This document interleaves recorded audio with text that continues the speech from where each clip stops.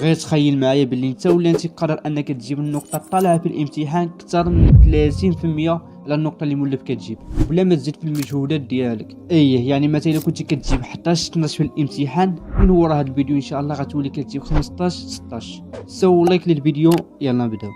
سير كيف وحجوا الدراسه الاولى اللي دارت على الطلاب في عام 2010. هاد الدراسه دارت على جوج جروبات، جروب A وجروب B. بالنسبه لجروب A عطاوهم واحد العدد محدد ديال الدروس وخلوهم انهم يراجعوا بالطريقه اللي مولفين انهم كيراجعوا بها، ومن بعد جوج الاسابيع داروا لهم الامتحان. اما بالنسبه لجروب B كذلك عطاوهم نفس الدروس، ولكن عطاوهم الدروس على شكل امتحان، يعني داكشي تطبيقي، يعني راجعوا على طريقه انهم يخرجوا الامتحان.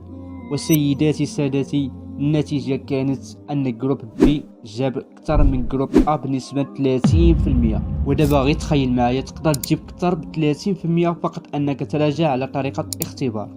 خلاصة يعني خصك في كل مرة غتبغي تراجع حاول أنك تدوز نفس التطبيق وضع بعض الأسئلة وجاوب عليهم. أما بالنسبة للدراسة الثانية وهي التخيل، غتقول لي أجب تخيل الموضوع، غير تبع معايا غتفهم كل شيء. ببساطة وهي أنك من بعد ما تكون فهمتي الدرس ديالك سد الكتاب وتخيل أنك داكشي اللي فهمتيه حاول تفهمو لشي حد.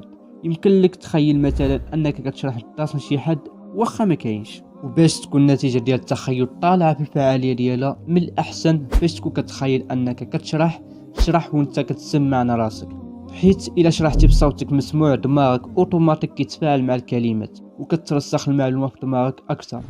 الأصل طالما يعني طالما انت قول السؤال تاني.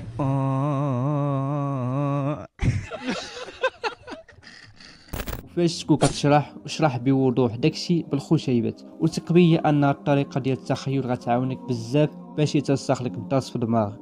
وهادشي ما يخص الفيديو، كنتمنى تكون استفدتي. لايك للفيديو، مهتم بالاراء ديالكم في التعليقات. نشوفك في الفيديو الجاي ان شاء الله.